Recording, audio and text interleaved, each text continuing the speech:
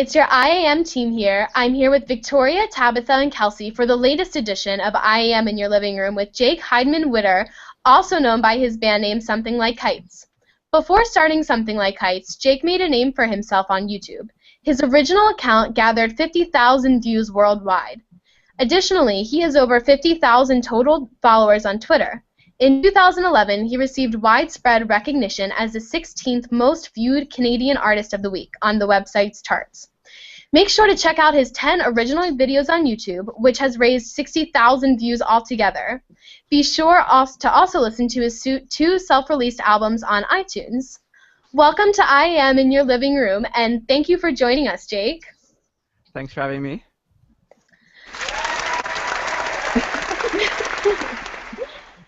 So, when did you start singing and playing guitar?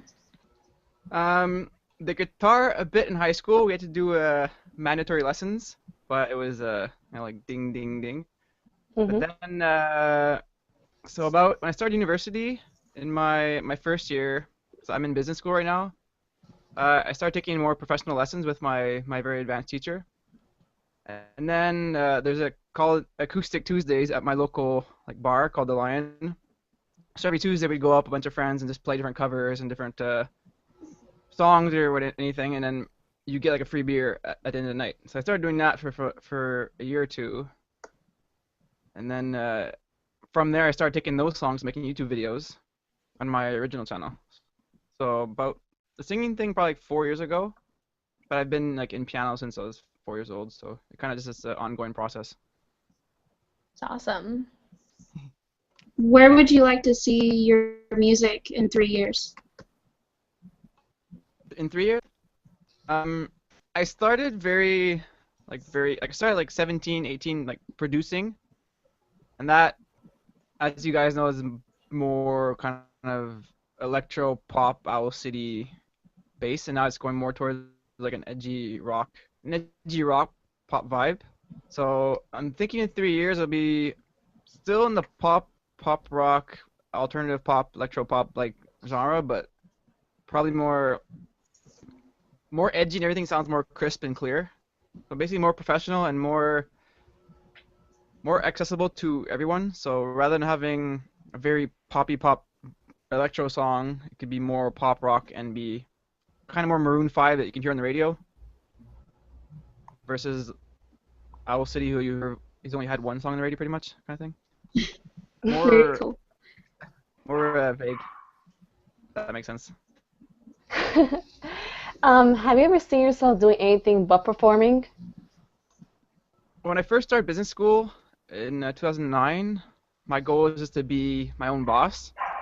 This music thing is, it's a wild dream.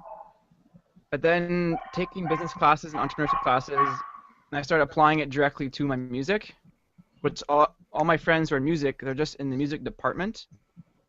So they wouldn't actually be selling their music or trying to get it promoted. They just try to become better and better and better musicians. But at the end of the day, the industry now is all based around having fans. So if you don't have fans, you can't make money. If you don't have money, you have to work another job. So you're not technically professional. So then I started taking my management, my marketing, accounting, entrepreneurship, and taking those concepts and applying them directly to my videos, my marketing, my photos, my posts. And if you look at my page and all my stuff, it's more business oriented than a lot of my other online friends. So I treat this as a business, and to answer your question, now not anymore, because I've put in 2 3 years of obsessive time and a lot of money into acquiring all the gear and learning everything. Okay. It's going to become I'm basically building up a brand, or I'm opening up a record label in a month. So when I move to Montreal, I'll be recording other artists. I'm using all my skills to be able to make enough money to sustain my life, rather than just trying to be the artist who's trying to get signed. Is there any other ways that you can tell us on how you plan on using your business degree in your music career? Yeah, so I have kind of a best friend partner. If you ever seen on my page, a guy called Rye Guy Magic. He's in a lot of my music videos, and he started his own magic company called Rye Guy Magic, and just so you understand, he's made $17,000 just last summer touring around Canada and putting on circus shows and little magic shows. I was Wow. like, how the hell did you do that? He basically explained to me, I treat it as a business. I'm not just a hobby. So I'm graduating, and I realized, how do I make money?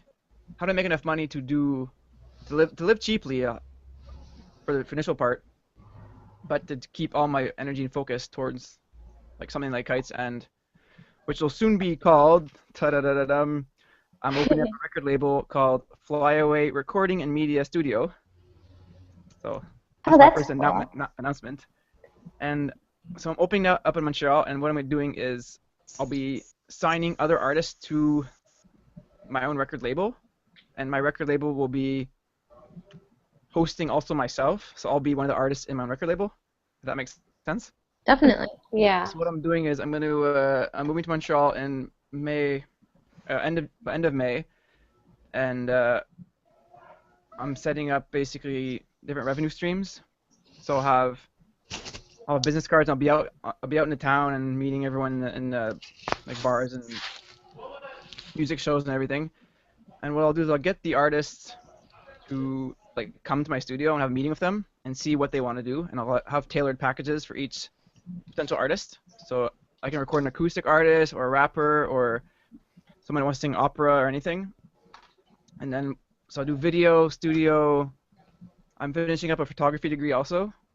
Oh, So nice. I put that in, and then with my bachelor's in business degree, I'll have like a marketing consulting side branch to my record label. So basically, I'll be doing everything to make enough money to sustain my Something Like Kites music career, and also selling the albums and t-shirts, and then adding on playing live shows more and more and more. What is like something you would tell yourself when you were just starting out as a musician? Okay, the main, and this is advice for everyone who is watching also, any criticism is constructive. No matter if the person says, like, you can't sing or something. I've received so many weird hate comments over the years, or like, you have a gay face, but which is nothing to do with anything. But you gotta realize the people making these comments, they're putting in effort and time to do that, so they care a certain extent. So either they're jealous, not to be cocky, but like a lot of people, like, why would if I'm commenting on someone else's work, it's probably someone I have seen before or care about, right? So what I told myself is, rather than being defensive every criticism, I took it as, okay, anytime I get told your rhythm's off, your piano note is off, or your pitch is off, or fix your harmonies, or your mixing sounds too muddy, or anything technical, I would say, okay, rather than saying no, it's this way, or you don't know what you're talking about, even though it's people half didn't know what they're talking about, they could be, a 16-year-old boy from Korea who never played music, but, or it could be a friend who just thinks pop is bad and he's likes death metal.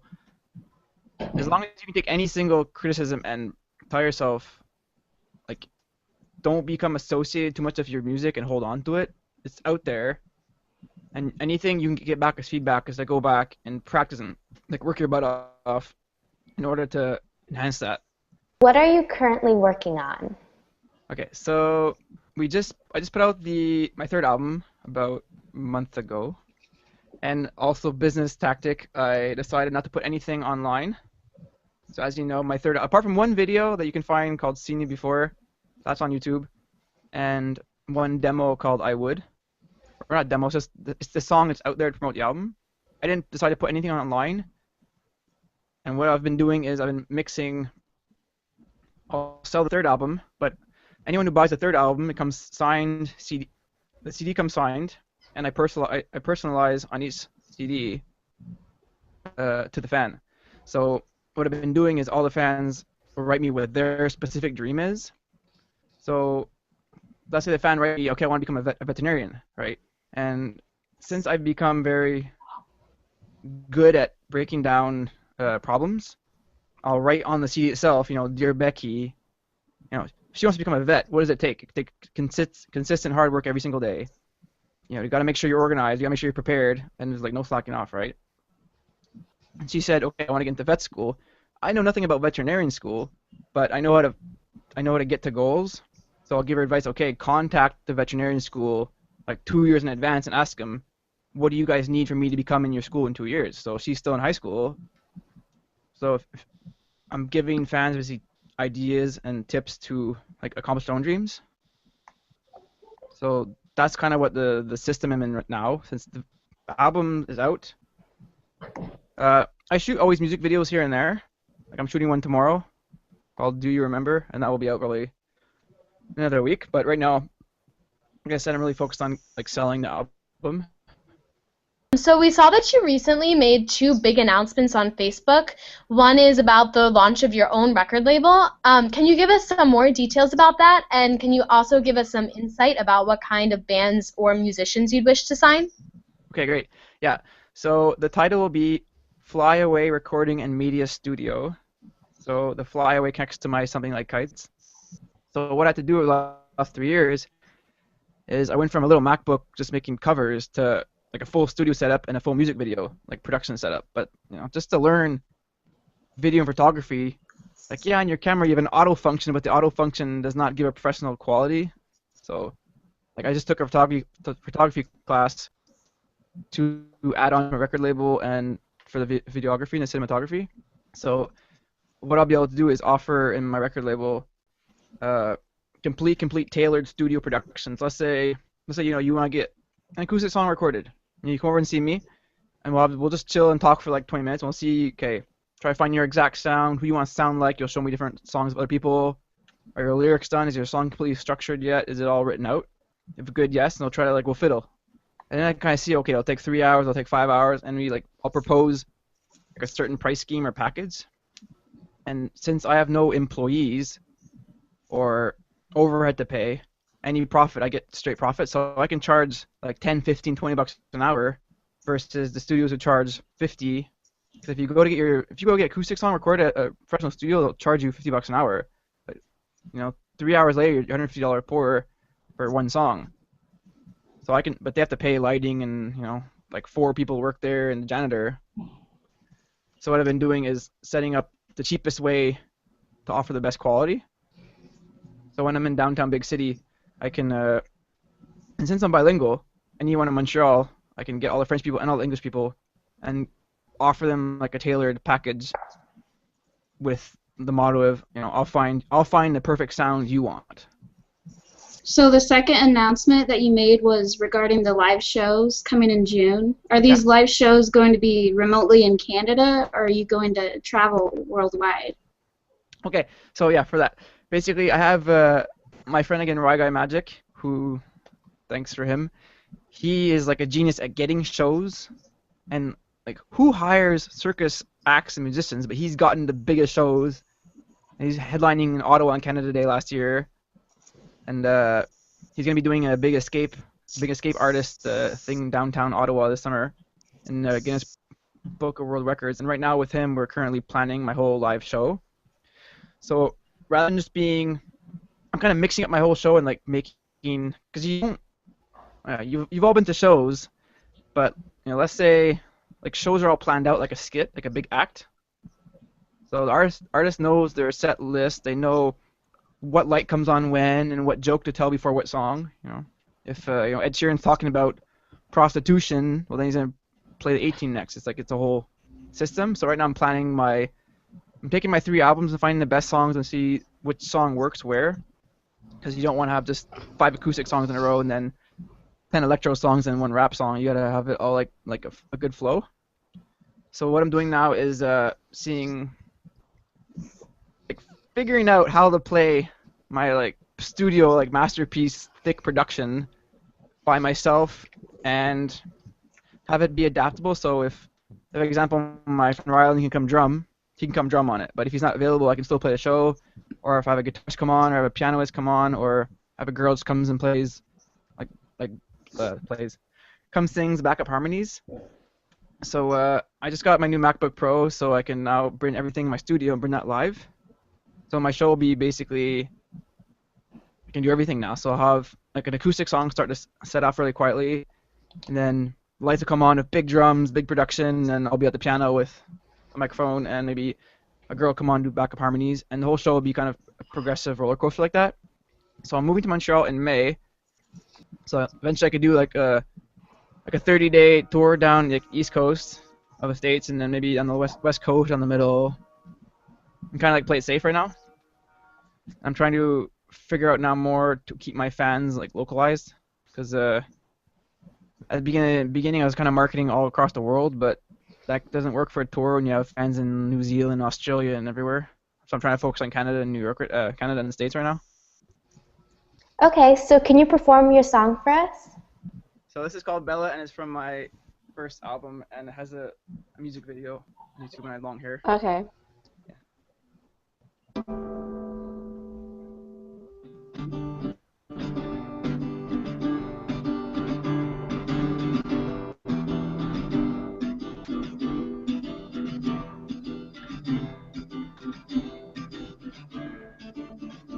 When the moon fades, I'll be at your door when the day breaks.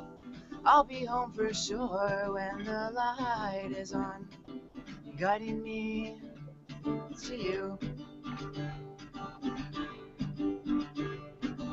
You are so pretty lying next to me when you sleep, bundled up in my sheets, and I wonder why you stay.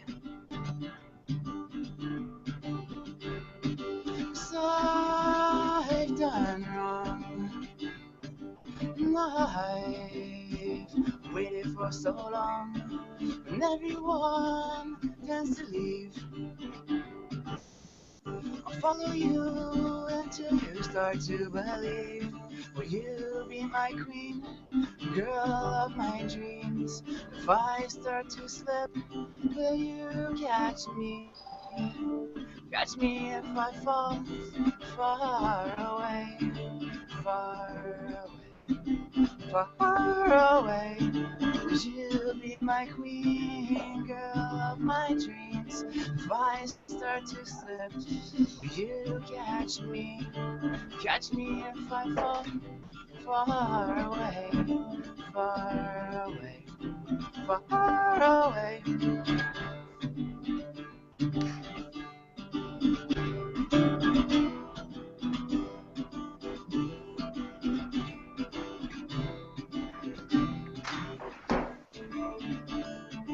Sometimes staying up till 2 a.m. in my room, hoping that you want me to, and I wonder why you stay.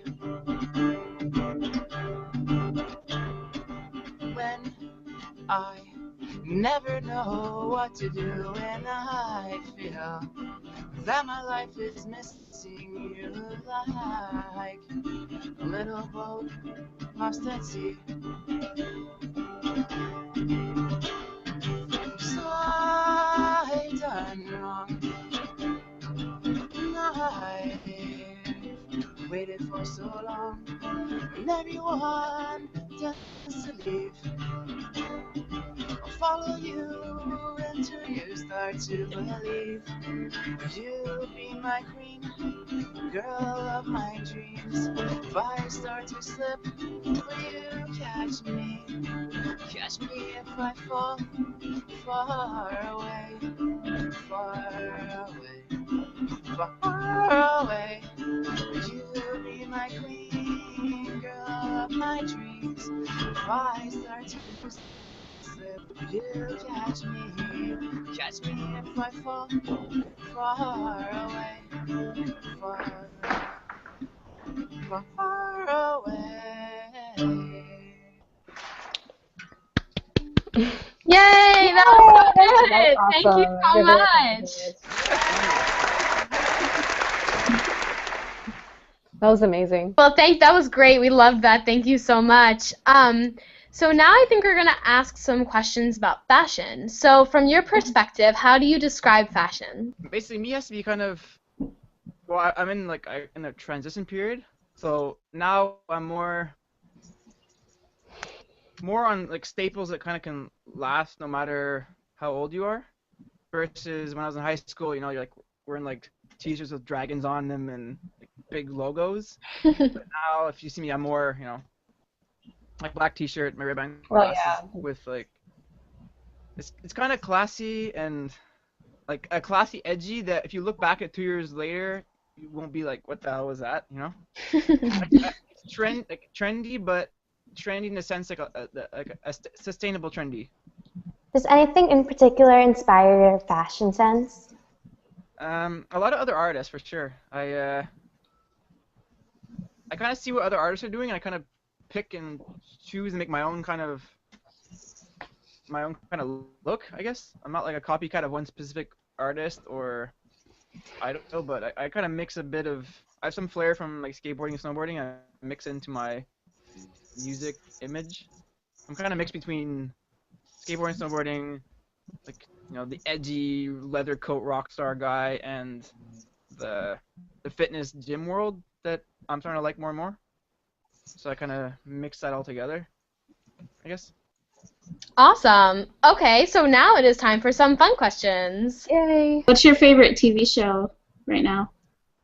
Right now I'm watching a show called Mad Men. If you ever heard of it, it's like 1960s, right after World War II, and it's a bunch of guys in New York who start a marketing ad campaign. So like a marketing business. So they'll make marketing for Heinz ketchup and different things, but it's really edgy and stuff. But I've watched Game of Thrones, I watched Walking Dead, Breaking Bad, all the big shows. I have kind of a habit of watching one show before I go to bed every night. Oh yeah, same here. It's connect me from my studio world and my sleep. I like a transition period. Yeah. What is your favorite thing to do besides music? I grew up loving snowboarding, so I try to do it on the weekend, but one of my good friends just kind of got paralyzed lately. Oh wow. So I'm paranoid to go snowboarding now.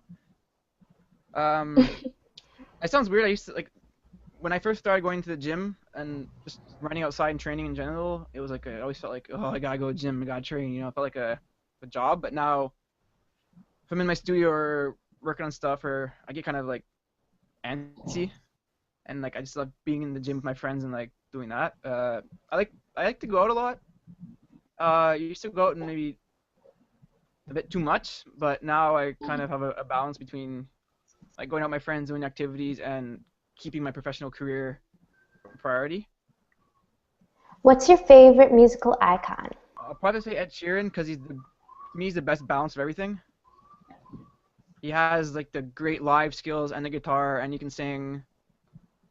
Versus I used to love Owl City, I still do, but it became this like production. He's become like over good at making music. It just sounds too stream. Like it sounds so great that it's become like too creamy. Okay, so jeans or khakis? Jeans. Jennifer Lopez or Jennifer Aniston? Aniston. Yeah. Agreed. Okay, go-to karaoke song. Time of Your Life by Green Day. Favorite quote? Favorite quote? Time is your most valuable asset. Coffee or tea? Oh, tea for sure. I do green tea. I have green tea every time I go to the gym, just to keep me like pumped. The coffee thing. I try to avoid getting brown teeth. Beach resort or ski resort? Ski resort for an activity, and beach if I'm like gonna hit a burnout and I need to take a break. Awesome. Okay, so at iaam, we run an interactive anti-bullying campaign all year round to encourage teens to be the one who takes the ultimate stand to bullying, using the hashtag #BeTheOne. Be the one who. Have you ever been bullied before? Oh yeah. So I went to French high school, and I was completely English, right? So especially at the age of 11 to like 17, everyone's evil. And since I'm from Quebec, and Quebec is the only French-speaking province in Canada, and I was the English person in Quebec, and Quebec is trying to separate from Canada. So to me, they saw me as the enemy in their camp. So like every day I was getting 20 names a day of like French insults. So I Oh, had wow. a very good report with the director of the school. So every day I'd be there and like, trying not to tattletale, but they're trying to figure out what was going on, you know. How do you suggest a kid who's being bullied respond? Like yeah, you know, you don't want to tattletale, but if you're talking to the authority, if the authority is smart, which they should be, and their teachers, they know not to like let out that they were informed. So first, make sure that you're not just like keeping everything in on yourself, because eventually it's gonna come out in other ways. Like my fans who write me saying they self-harm, well, that breaks my heart, and that's not a solution.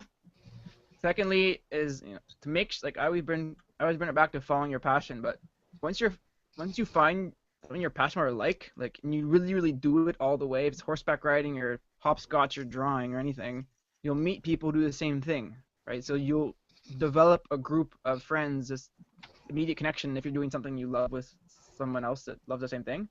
Because just that being in a group, your bullying is already gonna pretty much go away because you have a group like protecting you of your own little army, you know what I mean? And I look like a sore thumb when I was in my high school because I didn't have friends then and I didn't have like a group. But then over the years, I've really got really into some activities and I grew friends there. So the moment you have friends and you follow what you really love and actually like pursue it and work at it and become good at it, people start respecting you for that. So first I say also like talk to the authority but the smart authority, and be really whatever you like, do it and connect with people that do it. So What is your advice for someone who is trying to stand up for a peer or friend who is bullied? to stick to facts and make sure that like emotions don't get too involved, because the moment you get too emotional, it gets like out of hand, especially guys, right? So like guys was kind of like, hey, start pushing each other back and forth just to be like the manly man. But basically I realized a while ago, the person who gives out less attack, like the more you're on the defensive, the more it's respectful. So the other person doesn't feel the need to attack you back. And another thing that sounds weird is when you apologize, but like kind of fake apologize. So let's say like you're mad at me, and even though I'm not really apologetic, I'm like, Victoria, I'm completely sorry. You're like, oh, okay, But if I'm like, you're so mean, it goes back and forth. So you're saying to your friend, make sure that like it's apology, but some people want to keep their ego and they don't apologize, but just fake apologize in your head, which will make the whole situation like become positive. So here at iaam, we are big advocates of the concept smart is sexy. You can have the beauty and the brains all at the same time. So the sexy with smart thing is so important. It even comes down from forever. Think of it, the sexy blonde girl, right? Who's like the sexy dumb blonde, but stereotypically, but think of it. Why do people give her that dumb connotation, right? But because being younger, she was this pretty girl, right? Or a sexy girl. But you think it's cool to be a sexy, pretty girl when you're younger, but the thing is, you're always gonna get everything done for you. The guys are gonna try to do your homework, and they'll pay for your dates and drive you around, So for all the years important in your growth during like teenage years, and you never really learn to become self-reliant. You always have some guy at any point will do your homework for you or drive you this and buy you whatever, right? So then you become the sexy dumb blonde. You're still sexy because you always were, but now you become the dumb blonde because you never grew up. But all people around you were forced to grow up and forced to do things for themselves and work jobs and learn to make money and learn to do their homework for real. They're the ones that are going to be laughing at you later because they made it by working and becoming smart and putting time in to become smart versus living the joyride of I have looks for now, but when you're 26, 27, 28, 29, your looks will start going away. Yeah. And then what do you have left? The smart. So the smart people are just going to be better and better. How does being smart and sexy helps you in your career? help my career. Yeah. Well, thanks, guys. um, well, so the smart part. The smart part for sure is, well, to me, my so far success, I give it completely to being gone through business school, because I have tons of friends who are maybe better at me at certain things, but no one's ever, I'm not insulting them, but they're still playing in their basement because being smart about it. And when the sexy part, like I'm not one to use, I'm not one to be out there doing scandals, right? There's sexy beautiful and sexy maybe like the wrong type of sexy, but the sexy smart beautiful is when you're confident about yourself and like you treat yourself right. So I realize like anyone, like people can feel not sexy, but it's one of those things that you can always improve on if you choose and work for it. Like I always say, you can work for what you want. So 3 years ago, if you check my older videos, I was kind of fat for a while, and I was like, okay, I don't want to be this, but I'll force myself to eat, like eat well, go to the gym, and try to become more, more sexy towards myself and like respecting myself. So I was being smart about being sexy. So is that the quality that you find most sexy in a person, like taking care of yourself, or is it something else? It has to be a mix. I think for me, at the end of the day, it comes down to there's just some charm, butterfly spark thing I get when I meet someone I just know. But as my priorities change, now I realize how. Think of it. We're all we're all in school, and we're all doing 4 hours of school a week, right?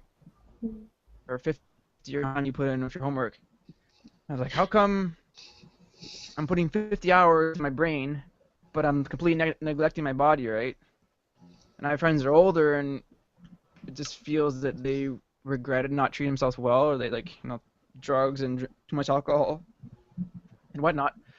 So as I grow, I realize someone who's passionate but is hard working towards their passion and career and towards themselves, like health, like mentally and physically. That's attractive, Great. So we know that you have been inspiring your fans to follow their dreams. What is your advice for someone who is trying to follow their passion? Okay, so anyone who's bought my album, they've gotten a similar message handwritten by me on the album cover. So what I've been saying is pretty much any dream is attainable. Wait. Sports. Okay, in the sports world, it's more tricky because injuries. Like I have a friend who almost played professional basketball, but he got a knee injury, and no matter how hard he worked at it, he was stuck, right? But for me, to accomplish your dreams, basically, it's being consistent and having long-term and short-term goals. So let's say you want to accomplish something. Write out one thing you do tomorrow, one thing you do the next day, next day, right? And then you got to write down what you have to have done in a month, right? So, like when I was around Christmas, I wanted to lose about 20 pounds of fat. So I wrote down every day, okay, I want to lose this to this by a month, I had a specific goal of I want to lose 3 pounds of fat by the end of the month, or I want to have this album done by this time. So that means I got to do you really divide up your day and your time of your day. So besides writing personal messages on your latest CD to your fans, in what other ways do you try to inspire people? I try to make sure all my content that I post on Facebook, Twitter, Instagram, all that is inspiring. So either if it's through my quotes, or now I'm trying to do funny little videos, or through my music videos. I did music video about anorexia. I did one about suicide. All my content, I try to have some meaning, rather than some artists just popping bottles and cars and money, and things. All their lyrics are the same three things in different wording. I try to make sure everything that comes out, I try to keep 75% of it positive and inspirational towards. If someone reads that, it sparks them, and they're like, "Oh, I know I'm gonna do that to become a better ballet dancer, or I'm gonna do that to become a better makeup artist, or something." Like it sparks ideas. Sometimes I screw up. I'm human, and I post things I probably post, or don't post the right things, or whatever, But at least that shows I'm not a robot. Of course. What do you think the key to being successful is? Like I said before, it's consistency, hard work, mix of consistency, hard work, making sure your goals are set, and make sure you can't be afraid to fail, right? Because I have so many friends that are fans writing back, I'm not good enough, or I can't do this, I can't paint enough, or I'll fail, or people are gonna laugh. But you're not gonna die until you're dead. You can always make it. You just have to keep. Someone says you're bad, just prove them you're gonna work hard to become better than what they said. How do you stay motivated? That is a learning process, because sometimes like now it's my third album, but when I was first starting and you open up a program called Logic Pro, which to record, you're just like, what is this? Like you look at this and it's like Chinese. You stay motivated by the goal and half fear, so half fear of not wanting to live a job I hate later on, and half just, I don't know, if I watch like a live performance of one of my favorite bands on YouTube or whatever, like I'll end up crying, and just like, to me this is so beautiful. Yeah, it's so beautiful. What type of marketing are you incorporating in your music? Yeah, okay. So my marketing goal is, if you look at every artist, they'll have their kind of neat, like they're all little like thing. Like Ed Sheeran is kind of the all-around guy. Owl City is really that really shy, introvert, like nerdy geek guy. But now he's become more muscular, and you got like, I don't know, Miley's always full of scandals, and Justin's like that super style, richy guy, makes more scandals. So me, I've been thinking, what can I do, right? I'm basically taking my music, but I'm trying to mix music, like my music career, with positivity and health, which is super, super unique, and I find like nowadays it's so important that everyone needs someone like to enable them to like get going and start living their dreams, and then I want to be kind of mixing health in that too, and like getting out being an active lifestyle, because I realize how much more happy I am now after just training and working out and eating well for the last 8 months. I feel like a complete new person. My confidence is up. Now I feel better, like talking to girls or anything, Just I guess marketing is positivity, the healthiness route, with like making the best songs I can to relate to people and connect. And first YouTube channel, like I told you guys about, that I had 40 covers on, I deleted it. Like I deleted 50,000 views. Wow. I'm taking it seriously now, and I don't want, like, my new channel only has real music videos on it, and I'm still contemplating deleting like 3 of them, because to me they're not up to par. But at a certain point you can't keep deleting your history, so yeah. Do you personally think working hard really pays off? Oh yeah, because if I just half did it, I would not even be close to where I am. Like every hour of my day is towards this in some way.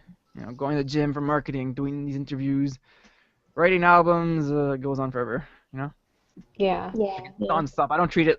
Most musicians treat it as a music guy, and I'm gonna, hopefully get signed by a label. Like I'm not hopefully trying to get signed by a label. I'm gonna be a label. Most like you heard of like Kanye West or like Dr. Dre, like all of them, they basically became their own record label. Mhm. So that's my vision.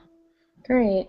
Well, thank you so much for taking the time out of your busy schedule to talk with us. We really wish you the best of luck with your career, and congratulations on graduation in 2 weeks. I'm sure we will be hearing great things from you in the future. Join us next time for iaam in Your Living Room, featuring some of the newest up-and-coming teens and young adults just like you. Bye, Jake. So nice. Thank you for coming.